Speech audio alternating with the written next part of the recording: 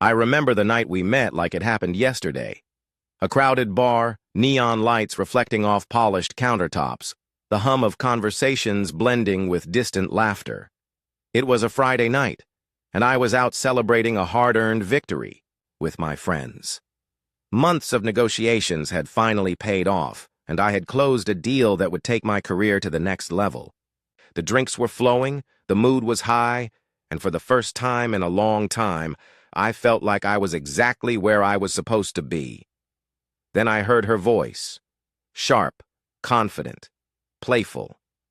I asked for a cold cocktail, not a lukewarm disappointment, right? Stood at the bar, her posture relaxed, yet commanding. Her emerald green eyes were locked onto the bartender with an amused challenge, as if daring him to argue with her. She was stunning, but it was more than that. There was something about her presence that made it impossible to look away. I couldn't resist. Maybe the problem isn't the drink, I said, stepping closer. Maybe it's your patience. She turned to me, an eyebrow arching in mock offense. Maybe you like giving advice no one asked for, I smirked. Maybe I do. That was the start of it, a playful argument that turned into a full-blown battle of wits. We went back and forth, challenging each other, neither one willing to back down. We debated everything, from business to philosophy, from politics to our favorite movies. By the time the bar closed, I knew one thing for certain. Lisa was different. She was brilliant, ambitious, completely unapologetic. She wasn't afraid to challenge me, to push me, to make me think. She had an energy that pulled people in, and from that night on, I was hooked. 7 years later, Lisa and I had built an empire together. What started as a small consulting firm had grown into something much bigger. We were no longer just entrepreneurs. We were power players, known names in the industry. Our company was thriving, and our influence was spreading. We weren't just successful. We were respected, even feared. Lisa had a way with people. She could walk into a room and command attention without saying a single word. She was magnetic, persuasive, the kind of woman who could make anyone believe in her vision. Investors trusted her. Competitors studied her. Clients practically threw money at her. And me?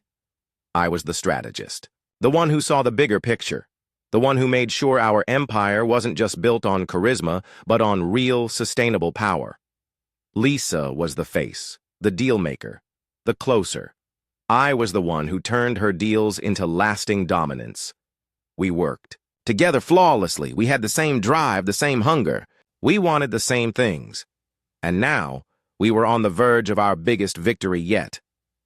Mark Evans, the kind of investor who could turn a successful company into an industry giant, was finally considering a partnership with us. It had taken years to get his attention, months to get this meeting, and tomorrow night at the business gala, Lisa and I were going to seal the deal. This wasn't just another deal. This was the moment we had been working toward our entire careers. If we landed Evans, our company would reach a level of power that few ever achieved. Everything we had built was leading to this. Unlike most couples who struggled to balance business and marriage, Lisa and I thrived on it. Business didn't pull us apart. It made us stronger. We weren't just partners in life. We were partners in ambition. We had built everything together, side by side, sacrifice by sacrifice. There were no secrets between us, no betrayals, just trust. Lisa once said to me after closing a particularly difficult deal, "We're not just a couple, we're a force." And I believed her. We knew each other's strengths and weaknesses, understood each other in ways no one else could. We didn't have time for petty arguments or jealousy. Everything we did was for the bigger picture. That's why I wasn't worried about tomorrow. Lisa had a plan. She always did. The night before the gala, I sat in my office, going over the final details of the deal while Lisa finished a call with one of our lawyers. She poured herself a glass of wine, then walked over to me, her silhouette framed by the city skyline behind her. "You're overthinking again," she teased. Taking a slow sip, I leaned back, exhaling. "I just want everything to go perfectly. This deal is everything," she smirked, setting her glass down. Mark Evans is already interested. We just need to give him that final push. I studied her, watching the way she carried herself with complete confidence. That was one of the things I love most about Lisa. She never hesitated, never second-guessed herself. She made things happen. You really think he'll go for it? I asked. She tilted her head, considering. Men like Evans don't just invest in companies, they invest in people, and I know exactly how to make him trust us. She was right. Lisa had an uncanny ability to make people feel like they were the only ones in the room. She could turn skepticism into loyalty with just a conversation. I reached for her hand. I'm lucky to have you. She smiled, squeezing my fingers. I know. The dress. That marked the beginning of the end. The next evening, as we got ready for the gala, Lisa stepped out of the bathroom wearing a black evening gown. The fabric clung to her in all the right places, the low-cut back highlighting the elegant curve of her spine. She knew exactly how to dress for an occasion, how to command attention before she even spoke a word. I watched her from across the room, unable to look away. You look. I started, struggling to find the right words. She smirked, striking a playful pose. I know. I chuckled, stepping closer, wrapping my arms around her waist. You're going to own that room tonight. She kissed me softly, her lips brushing against mine. We are. At that moment, there was no doubt in my mind. Lisa and I were unbreakable. What I didn't know was that in just a few hours, everything I believed in would shatter.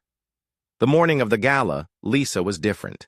Subtle, almost unnoticeable changes, unless you knew her as well as I did. She was always confident, always composed, but today, there was something off. Her energy felt forced, her laughter a little too sharp, her movements slightly tense. Caught her glancing at her phone more than usual. Not reading emails, not checking schedules, just staring at the screen as if waiting for something. Then a message popped up. She saw it before I could, her fingers moving swiftly to lock the screen. I raised an eyebrow. Something important? Lisa's lips curled into a smirk as she slid the phone into her purse. Nothing worth mentioning, just business. She was lying. I felt it, something about the way she avoided my gaze, the way her body tensed for just a second too long. But I pushed the thought aside. We had a big night ahead of us. There was no room for paranoia, and besides, Lisa and I didn't keep secrets. The event was held at a luxury hotel downtown, the kind of place where billionaires sipped aged whiskey and whispered about power moves. Everything was sleek, extravagant, polished, to perfection, just like the people in attendance. Lisa walked in like she owned the place. Heads turned as we entered, whispers trailing behind her. She was breathtaking in that black gown, poised and magnetic. She moved through the crowd with effortless charm, shaking hands, flashing that signature smile, making everyone feel like they were the most important person in the room. And I was, right beside her, watching her work her magic. Mark Evans arrived an hour in, dressed in a sharp navy suit, his presence commanding as always. This was the moment. Lisa was supposed to win him over completely, to seal the deal with that undeniable charisma of hers. And at first, everything went as planned. She laughed at his jokes, leaned in just enough to create intimacy without being obvious, touched his arm lightly in a way that built trust. It was a performance, a perfectly calculated dance. But then, something changed. I stepped away to speak with another investor, keeping an eye on them from across the room. Lisa wasn't just charming Evans, she was invested in him. The way she looked at him, the way she tilted her head just slightly, the way she smiled. It wasn't business. It was something else. I told myself I was imagining it, that I was overanalyzing. But then she did something that made my stomach drop. She reached for his hand. It was subtle, just a brief touch, but it was intimate. Too intimate. And the way he looked at her, that wasn't business either. I tried to shake it off, focusing on other conversations, other deals. Maybe I was misreading things. Maybe Lisa was just doing what needed to be done to close the deal. But then I looked back, and she was gone. My pulse quickened. I scanned the room, expecting to see her in another conversation, moving between groups, but she wasn't anywhere in sight. I excused myself and moved through the crowd, searching, checking the hallway, the lounge, even the balcony. Nothing. Then I saw a security guard outside the VIP lounge. A restricted area, only for special guests. I walked toward him, nodding casually. "I'm looking for my wife. She might be inside." The guard hesitated, then stepped aside. I pushed the door open, and there she was. Lisa was sitting close to Mark Evans, too close, her body angled toward him, her posture relaxed. She was laughing, really laughing, the kind of laugh she only gave when she was completely at ease. His hand was resting on the back of the couch, fingers just barely grazing her shoulder. And then I saw her eyes, the way she was looking at him. That wasn't business. That wasn't strategy. That was real. A wave of nausea hit me. My mind reeled, scrambling for an explanation. But deep down, I already knew. This wasn't just some flirty power move to close a deal. This was something else, something personal. I stood there, frozen, my heart pounding in my ears. Lisa hadn't even noticed me yet, too focused on him, and then, as if sensing my presence, she turned her head. Our eyes met. For the first time in 7 years, I saw something unfamiliar in her gaze. Not surprise, not guilt, indifference. Like catching me there, seeing me watching her with another man. It didn't matter. Like I didn't matter. I couldn't breathe. My chest tightened, my fingers curling into fists. Images flashed through my mind. Lisa. And me building our company, late nights planning our future, her whispering promises of loyalty, of partnership, of us. Had it all been a lie? Had I been blind this whole time? Lisa finally moved, sitting up straighter, smoothing out her dress as if nothing had happened. Then she smiled at me. A slow, measured smile. "Darling," she said, her voice smooth, effortless. "Enjoying the party?" Mark Evans looked between us, then leaned back, an amused smirk on his face. I clenched my jaw so tightly it hurt. I wanted to scream, to demand answers, to tear that smug look off Evans's face. But I did nothing. Because in that moment, I understood something. Lisa had already made her choice, and it wasn't me. I don't remember how I got through the rest of the night. I don't remember what I said, how I managed to keep my composure, how I didn't completely break down in front of everyone. I just remember the feeling, like the ground had been ripped out from under me, like the life I thought I had wasn't real. Lisa continued the night as if nothing had happened, smiling, mingling, playing the perfect businesswoman. And I watched her, knowing the truth, knowing that the woman I had built a life with, the woman I had trusted completely, wasn't the woman I thought she was. And the worst part? She didn't even care. As the gala came to an end, Lisa walked past me, her fingers grazing Mark Evans' arm in a way that made my stomach turn. I stood there, frozen, unable to move, unable to speak. For the first time in my life, I felt like a stranger in my own world, like I had lost everything. And the woman I loved, she wasn't mine anymore. Maybe she never was. I didn't go home that night. I couldn't.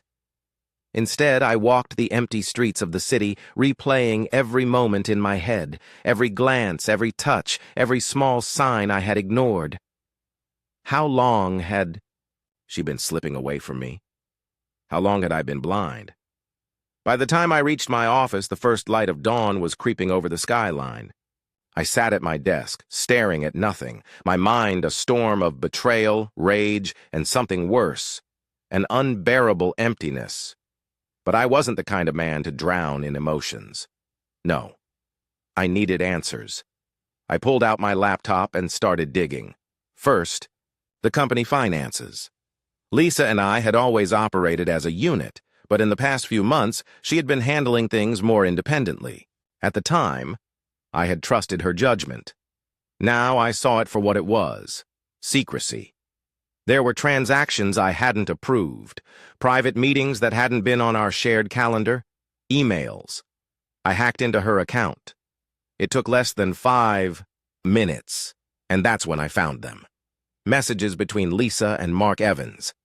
Not just business, not just friendly exchanges, intimate, personal, discussions about future plans, whispered jokes, meetings that had nothing to do with work, and the worst part, it hadn't started recently. This had been going on for months. I didn't call Lisa. I didn't text her. I waited. For 3 days, I pretended everything was normal. I went to work. I attended meetings.